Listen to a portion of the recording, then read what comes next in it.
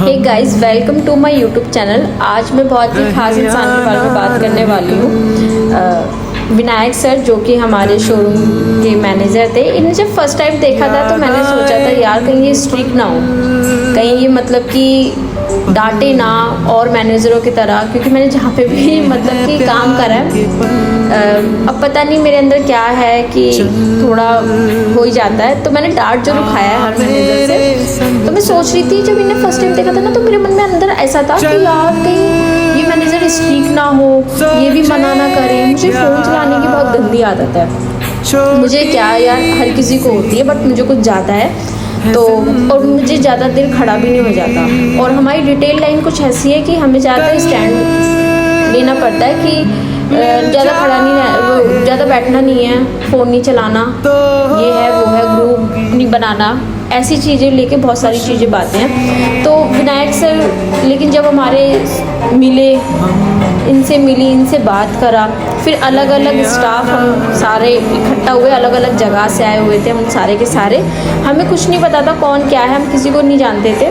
फिर हमने धीमे धीमे करके एक दूसरे को जाना पहचाना। सबकी दिमाग अलग अलग थे, सारी चीज़ें अलग अलग थी, लेकिन विनायक सर का जो एक रूल्स था और एक मतलब कि उनकी जो एक आदत नहीं होती इंसान की, जो याद रहती है हमेशा कि हाँ यार वो सर बहुत अच्छे थे, वो बहुत अच्छी थी, ऐसा कुछ। तो लाइफ में अगर मेरे से कोई पूछेगा कि तुम्हारी लाइफ में कोई ऐसा मतलब कि मैनेजर था, मैं तो किसी का नाम नहीं लूँगी, बट मैं विनायक जी का ज़रूर नाम लूँगी, क्योंकि इनके रहते हुए मुझे एक ऐसा फील आया कि जैसे कि घर में एक माँ बच्चों को समेट के रखती है ना, एक परिवार को समेट के रखती है, वैसे ही विनायक सर ने इस स्टाफ को एक फैमिली की तरह रखा। हम सारे के सारे ना अलग अलग जगह से आए थे, कोई भी किसी का नाम नहीं जानता था कि कौन क्या है क्या नहीं है। थोड़े अकड़ू भी थे हम लोग, हैं लड़ाई झगड़े भी थे हमारे बीच में, लेकिन विनायक सर के रहते हुए हैं चीज़ें मतलब इतनी नॉर्मल लगने लग गई थी। हम लोग लड़ाई झगड़े करते थे, लेकिन विनायक सर ने हमें इस तरह समझाया जैसे घर में कोई माँ बाप समझाता है। लाइफ में ना कभी भी कोई भी ऐसा मैनेजर नहीं मिलता कि हमें एक फैमिली की तरह ट्रीट करे। ना इन्होंने कभी हमें ये बोला कि नहीं तुम स्टूल पे बहुत देर से बैठी हो, या फिर बहुत देर से फ़ोन चला रही हो, इधर क्यों जा रहे हो, क्यों नहीं जा रहे, ऐसा कुछ भी इन्होंने रोक टोक नहीं करा। और इनके रहते रहते ना बहुत फ्रीडम लाइफ की आदत पड़ गई, क्योंकि यार और जगह इतना मतलब छूट नहीं मिलता कि हाँ तुम जाओ चले जाओ। इन सर से परमिशन लेके हम मार्केट चले जाते थे, थोड़ा टहल जाते थे, घूम कर आ जाते थे, सारी चीज़ें बहुत सारा फन करने को मिलता था। पर मुझे पता नहीं था कि इनसे मुलाकात होगी और ये कुछ ही टाइम तक हमारे साथ रहेंगे। जब इन्होंने रिज़ाइन दिया था बहुत गंदा फील हुआ कि यार इन्होंने रिज़ाइन क्यों दिया।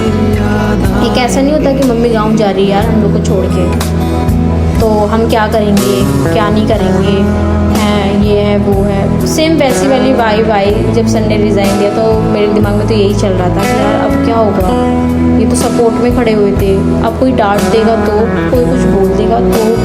बट एक खुशी ये भी है कि लाइफ में ना कुछ चीज़ें अच्छी करने जा रहे हैं, लाइफ में ये आगे बढ़ रहे हैं, तो इस चीज़ की भी खुशी है। बट ये इन्होंने रिज़ाइन दिया तो मैं तो क्या, हमारा आधे ज़्यादा स्टाफ काफ़ी मतलब कि उदास हो गया था।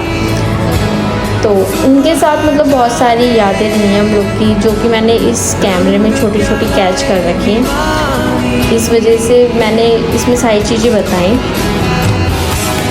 इन्हें हम आगे बहुत ज़्यादा मिस करने वाले हैं। हमें नहीं पता कि नेक्स्ट जो सर आएंगे कैसे होंगे कैसे नहीं होंगे, पर हम इन्हें लाइफ टाइम तक बहुत मिस करूँगी मैं तो कुछ ज़्यादा, क्योंकि मेरी एक आदत है कि मैं बहुत जल्दी ना अटैच हो जाती हूँ किसी से भी। तो मैं तो इन्हें बहुत आगे तक याद रखूँगी। आपके साथ बीते हुए हर एक टाइम बहुत अच्छा था। आई विश आप लाइफ में हमेशा खुश रहो। और दुनिया, वैसे तो लोग कहते हैं, बड़े बुजुर्ग कहते हैं कि दुनिया इतनी बड़ी नहीं है, तो आपसे बहुत जल्दी मुलाकात हो। और इन फ्यूचर कभी भी काम करने का मौका मिला आपके साथ, मुझे नहीं पता कि ये रखेंगे कि नहीं रखेंगे, लेकिन अगर कभी भी मेरे पास मौका आया कि विनायक जी के साथ काम करना है तो मैं बिना सोचे समझे चली जाऊँगी।